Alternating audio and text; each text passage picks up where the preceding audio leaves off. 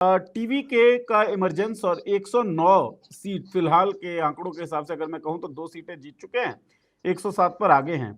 109 सीटें जीत सकती है। 5 सीटों पे कांग्रेस जो है वो आगे दिख रही है, तो कुल मिला के ये होते हैं 114। अगर मैं पोस्ट पोल सिनेरियो की बात करूं, अगर कांग्रेस वहां जाती है, क्योंकि विजय का एक बयान जो है मुझे याद है कि सच्ची कांग्रेस जो है वो हमारे साथ है, और काफी बातचीत भी चली थी कि टीवी के साथ भी गठबंधन के लिए बात हो रही थी। स्टालिन जो है वो काफी पीछे रह गए हैं, 53 सीटों पे फिलहाल आगे वो दिख रहे हैं। एआईडीएमके काफी देर तक वो नंबर 2 की पार्टी दिख रही थी, लेकिन अभी 47 सीटों के साथ नंबर 3 की पार्टी दिख रही है। तो इसके अंदर क्या मैसेज छिपा हुआ है? देखिए, एक मैसेज तो यह है कि तमिलनाडु अपनी वैचारिक जो भूमि है द्रविड़ राजनीति की, उसको छोड़ने को तैयार नहीं। और दूसरी ये है कि इसके बावजूद वो एआईडीएमके और डीएमके के बीच जो कुर्सी की अलट पलट की जो अब तक की यात्रा है, उससे थोड़ा ऊबी हुई है और कुछ नए प्रयोग देखना चाहती है। देखिए, एक बात बहुत स्पष्ट है, पिछली बार बीजेपी ने अलग से चुनाव लड़ा, सनातन धर्म का झंडा उसने उठाया, बनारस की यात्रा और क्या क्या तरह तरह की बातें कही उसने, और बुरी तरह परास्त हुई। इस बार वो फिर एआईडीएमके के पास गई, एआईडीएमके के साथ उसने एक गठबंधन किया, और इस बार जो पिछली बार के उसके नायक थे, एक पूर्व आईपीएस अन्नामलाई, उनको अपना उन्होंने प्रदेश अध्यक्ष बनाया था, और वो खूब सनातन की बात करते थे। और केंद्र में जो सरकार थी और ये लोग बोलते थे कि डीएमके एक सनातन विरोधी पार्टी है और इंडिया गठबंधन में वो है। लेकिन इस बार सनातन का नाम भी नहीं लिया, और जो अन्नामलाई थे उनको टिकट भी नहीं दिया, क्योंकि एआईडीएमके ने साफ कहा कि आप लोग जो उत्तर भारत की जो भाषा भाव भूमि है वो यहाँ नहीं चलेगी, क्योंकि जब आप सनातन, वहां तो आप धर्म के आधार पे कहते हैं, यहाँ सनातन का अर्थ है कि हमें मंदिरों में प्रवेश नहीं करने दिया गया, दलितों के साथ अस्पृश्यता की गई, हमारे आत्मसम्मान को रौंदा गया। तो यहाँ पर जब सनातन शब्द आता है तो यहाँ दूसरी प्रतिक्रिया होती है। आप उत्तर भारत में उसे अपना धर्म बताते हो, पर हमारे लिए वो शोषण का एक शब्द है। तो ये बात शायद बीजेपी को समझ में आई है, तो अब बीजेपी ने इस बार तमिलनाडु में कोई इस तरह की बात नहीं कही है। और डीएमके, जाहिर है उसका फायदा मिला था, डीएमके वहां पर और मजबूत होकर दोबारा सत्ता में आ गई थी। लेकिन विजय ने अचानक प्रकट होकर एक तरह से तमिलनाडु में उस राजनीति की वापसी की है, जहां पर कभी एक फिल्म स्टार बड़ी ताकत बने थे एमजी रामचंद्रन। डीएमके अन्नादुराई की पार्टी थी और डीएमके करुणानिधि थे, लेकिन इन्होंने अलग एआईडीएमके बनाई। वो थी द्रविड़ पार्टी ही, लेकिन अखिल भारतीय अन्ना मुनेत्र कलगम उन्होंने बनाई। और उसके बाद जयललिता, वो भी बड़ी फिल्म स्टार थी। तो तमिलनाडु में आप जानते हैं कि जो फिल्मी सितारे हैं उनकी कितनी ज्यादा एक तरह से फैन फॉलोइंग होती है। लोग जान तक दे देते हैं अपने फिल्म स्टार को किसी मुसीबत में फंसे देखकर, या उसकी मंदिर बनवाते हैं। रजनीकांत जैसा फिनोमेना है। हालांकि रजनीकांत हो या फिर ये क्या कहते हैं कमल हासन, इनके राजनीतिक प्रयास करने की संभावना बहुत आगे नहीं बढ़ पाई। रजनीकांत ने शुरू में कुछ कदम बढ़ाए, फिर खींच लिए, और कमल हासन को सफलता नहीं मिली। लेकिन विजय के साथ क्या था कि विजय के जो फैन क्लब्स हैं ये पूरे तमिलनाडु में है, और उन फैन क्लब्स ने बड़ी भूमिका अदा की है संगठन को। एक तरह से जैसे एक संगठन की जरूरत होती है, तो विजय फैन क्लब जिसमें नौजवान बड़ी तादाद में था, उसने एक तरह से एक माहौल बनाया, और लोगों को लगा कि बहुत हो गया डीएमके आईडीएमके, हमें एक नए प्रयोग में जाना चाहिए। खासतौर पर जब वो इस बात का ऐलान भी कर रहा है कि हमारी जो आइडियोलॉजी है वो रहेगी सेकुलर और सोशल जस्टिस पर आधारित। यानी विजय ने बहुत स्पष्ट ये बात कही है कि हमारा धर्मनिरपेक्षता और जो सामाजिक न्याय है उसमें हम कोई समझौता नहीं करेंगे। तो लोगों को यह भी स्पष्ट है कि जो द्रविड़ वैचारिकी है उसके बाहर नहीं है विजय, विजय उसके अंदर ही है, और एक नया चेहरा है, नया प्रयोग है। लोग डीएमके आईडीएमके के बीच जो ये कुश्ती होती है हर सत्ता आने जाने की, उससे थोड़ा उबे थे, तो एक नए प्रयोग में हो गए। और ये बात बिल्कुल सही है कि कांग्रेस में एक बड़ी समझ ये थी कि हमें विजय के साथ जाना चाहिए, क्योंकि डीएमके के साथ रहने से लगातार कांग्रेस की वो रहती तो है सत्ता के साथ, लेकिन उसकी अपनी ताकत लगातार कमजोर हुई है।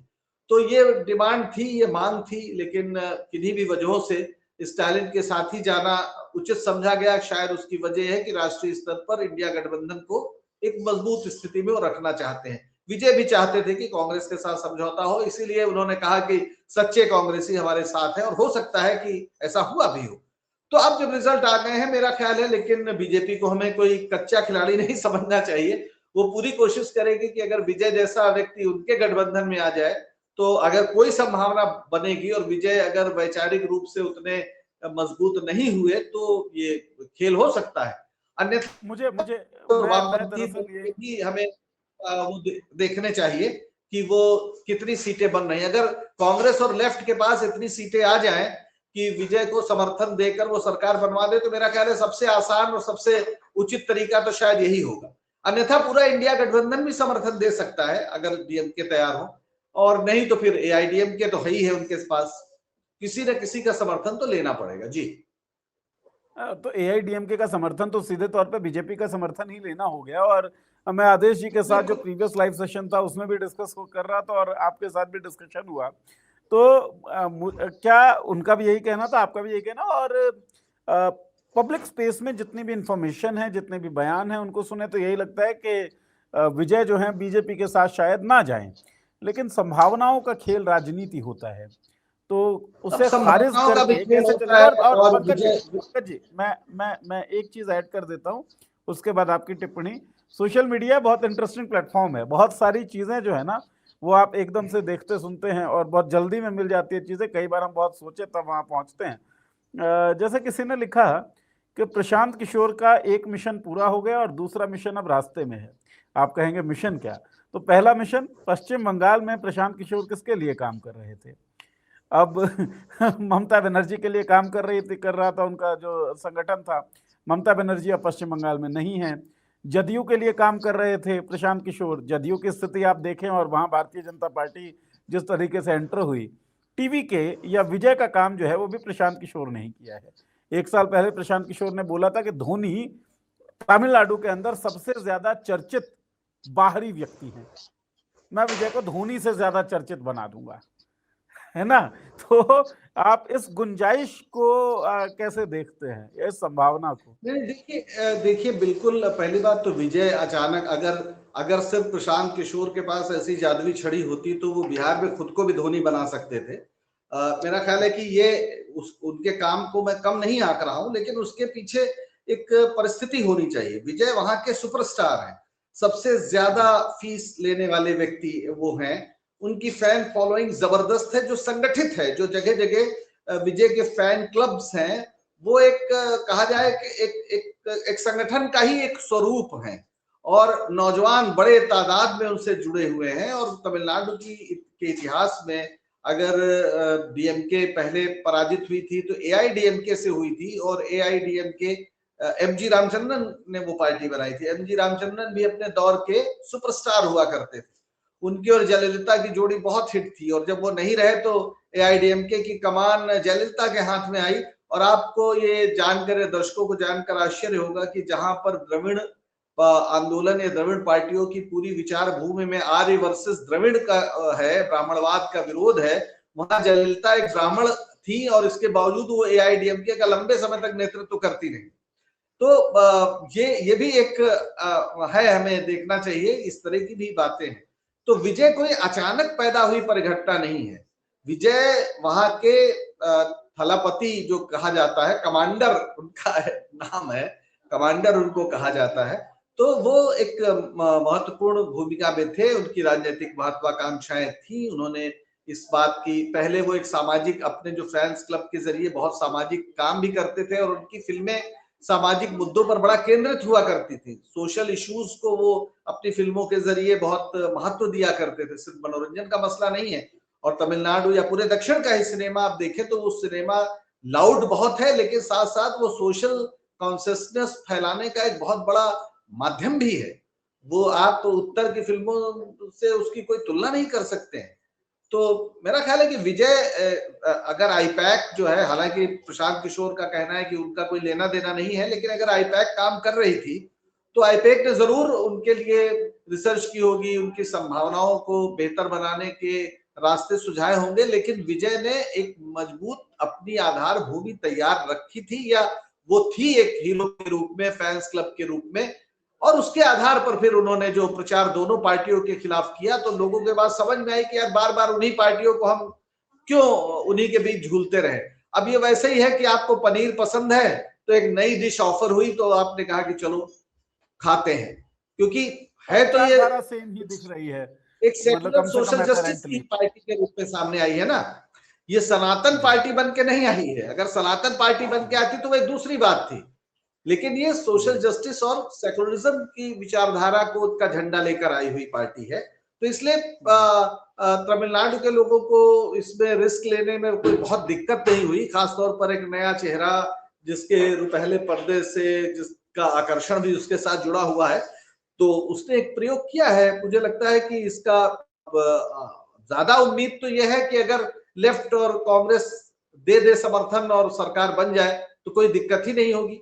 अन्यथा बीजेपी तो कोशिश करेगी ही कि किसी भी तरह अगर विजय को अपने खेमे में ले आए तो फिर तमिलनाडु में उसका एक दक्षिण में भी एक घुसपैठ हो जाएगी। और बीजेपी की घुसपैठ का आप मतलब समझते हैं कि वो घुसपैठ सिर्फ बाड़ा पार नहीं करती है, वो फिर कहां कहां पहुंचती है वो आप जानते ही हैं। जी सर देखिए, सबका अपना एजेंडा होता है, सबकी अपनी रणनीति होती है, बिल्कुल और बीजेपी का एजेंडा जो है 1925 में तय था, उस एजेंडे के साथ बिल्कुल बीजेपी बढ़ रही है आगे। सही गलत का फैसला जो है, फैसला क्या, ये हर किसी का अपना निर्णय होना चाहिए कि वो उस एजेंडे के साथ है या नहीं है। भारतीय जनता नहीं, पार्टी तो वो आदमी का कोशिश निर्णय होना करेगी ही। चाहिए। एक मिनट, आदमी का निर्णय होना चाहिए, वोटर का निर्णय होना चाहिए, चुनाव आयोग का निर्णय नहीं होना चाहिए, इस देश में सुप्रीम कोर्ट का निर्णय नहीं होना चाहिए, मीडिया का निर्णय नहीं होना चाहिए। ये बात भी हमें ध्यान रखनी चाहिए। जी जी, तो वोटर्स इंडिपेंडेंटली कैसे सोचते हैं, 1925 में क्या अवधारणा जो है वो तय थी, या क्या उद्देश्य तय थे आरएसएस के, जिस लाइन पर बीजेपी चलती है, चल रही है। और 1947 में क्या देश के लिए सोचा गया जब आजाद हुआ देश, या 1950 में संविधान लागू हुआ तब क्या हुआ, वो सब लोगों को सोचना पड़ेगा कि किस आइडिया के साथ और किस उद्देश्य के साथ वो बढ़ना चाहते हैं। एक आखिरी सवाल आपसे मैं लेना चाहूंगा पंकज जी, क्योंकि आपसे बातचीत करते हुए पता तो पड़ता ही है कि छात्र राजनीति में जो है आप लेफ्ट से जुड़े हुए थे, है ना, ऐसा के फाउंडिंग मेंबर थे आप। लेफ्ट जो है फिलहाल किसी राज्य में अब सरकार में है नहीं, तो व्हाट इज लेफ्ट, क्या बचा है अब लेफ्ट के लिए? एक टिप्पणी इस पर मैं आपसे चाहूंगा। लेफ्ट के लिए सड़कें बची हैं, सत्ता क्यों चाहिए? सड़कें गर्म करिए ना भाई। लेफ्ट जो है जिन मुद्दों को लेकर आया है वो मुद्दे तो खत्म नहीं हुए। क्या गरीबी, बेरोजगारी, असमानता इस देश में खत्म हो गई? मेरा ख्याल है वो तो बढ़ी हुई है। तो कोई कहे कि लेफ्ट के लिए गुंजाइश नहीं है, या लेफ्ट ही कहे लेफ्ट के लिए गुंजाइश नहीं है, तो ये तो इससे ज्यादा तो हास्यास्पद बात कुछ हो नहीं सकती। बहुत गुंजाइश है। सवाल है कि आपको सड़क गरवाना पड़ेगा, आपको मुद्दों को लेकर उतरना पड़ेगा, लोगों को बताना पड़ेगा, समझाना पड़ेगा, और नए दौर के हिसाब से शायद अपने को ढालना भी पड़ेगा। लेफ्ट वैसे केरल में हमेशा ऐसा हुआ है कि एक बार लेफ्ट एक बार कांग्रेस, एक बार लेफ्ट एक बार कांग्रेस। ये पिछली बार ही एक तरह से अपवाद कह लीजिए कि लेफ्ट लगातार दूसरी बार जीता। उसकी वजह शायद ये थी कि कोविड के समय लेफ्ट ने बहुत शानदार काम किया था, उसकी शायद उसे उसका प्रतिसाद मिला था। तो ये तो मतलब लेफ्ट तो मेरा ख्याल है कि चुनावी राजनीति में झटका लेफ्ट के लोगों के लिए झटका नहीं होता है, जो अपने को लेफ्ट मानते हैं पार्टीज के। प्रॉब्लम यह है कि वो किस प्रोग्राम के तहत सड़क पर उतरती है, और वहां पर अगर वो नहीं उतर पा रही तो उसकी नाकामी है। उसे अपनी भाषा, अपने प्रोग्राम्स, उन सबको शायद एक उनको पुनर्निर्मित करना पड़ेगा, जहां पर कुछ कमी बहुत बड़े पैमाने पर नजर आती है। जी चलिए ठीक है।